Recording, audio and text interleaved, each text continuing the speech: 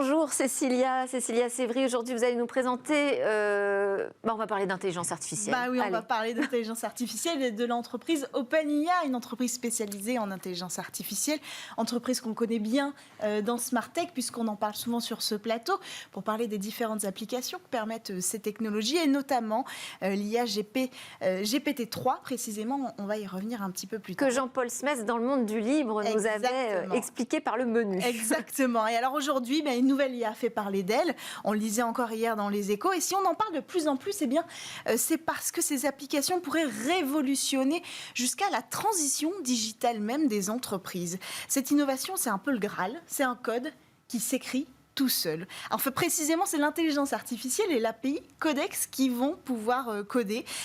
Codex est capable de traduire en fait un langage naturel en anglais en ligne de code. Ça marche un petit peu comme un traducteur automatique, comme Google Translate par exemple, mais au lieu de passer de l'anglais à l'espagnol, on va passer de l'anglais au langage du code. Enfin, plutôt à tous les langages du code, parce qu'il y en a plusieurs, vous le savez Delphine. Ici, Codex est capable d'en traduire 12 langages, dont le plus connu, le plus fréquemment utilisé, qui est le langage Python.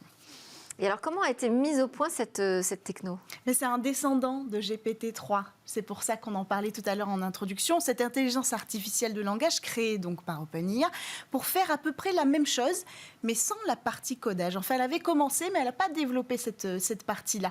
Elle peut rédiger des essais, cette intelligence artificielle, des résumés de texte, des poèmes, des traductions. Vous en aviez parlé, hein, les capacités sont assez énormes. Ça a révolutionné d'ailleurs le monde du codage. Et tous ces algorithmes, ils ont été entraînés à partir de 570 gigaoctets de textes collectés sur Internet. Et bien, toutes ces données amassées, elles ont servi à entraîner Codex aujourd'hui, qui en plus de ça, non content d'avoir toutes ces données, est allé encore piocher dans des sources libres sur Internet des milliards de lignes de code source qui provenaient donc de toutes ces bases de données libres d'accès aujourd'hui. Et aujourd'hui, ça fonctionne ? Ça fonctionne, oui, ça fonctionne. Le 10 août dernier, en fait, OpenIA a rendu public, accessible, une version bêta à tous les codeurs qui avaient quand même pris la peine de s'inscrire sur une liste d'attente. Donc, ils ont été rares.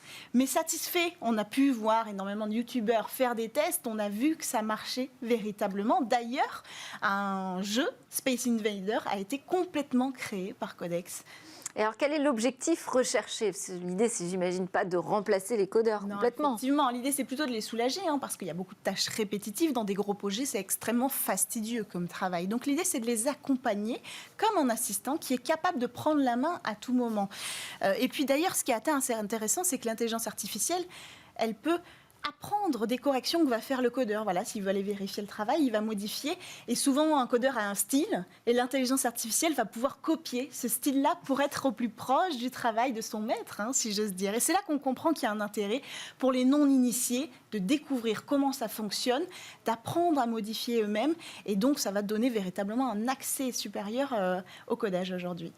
Et alors, vous avez parlé de révolution pour la transition numérique. Oui, je vous donne un exemple concret. Il y a une entreprise déjà au Luxembourg qui adapte ses modèles de langue d'OpenIA pour fournir des solutions prêtes à l'emploi pour les entreprises grâce à l'API, l'interface de programmation. Il suffira aux clients d'exprimer leurs besoins en rentrant en anglais, pour l'instant, leur demande, et ils pourront modifier leur site eux-mêmes sans passer par un codeur, sans passer par toute l'équipe digitale, même si a priori ils seront en charge de ça. Ils pourront modifier leur site, créer une plateforme, créer du contenu interactif, ils seront libres de tout ça.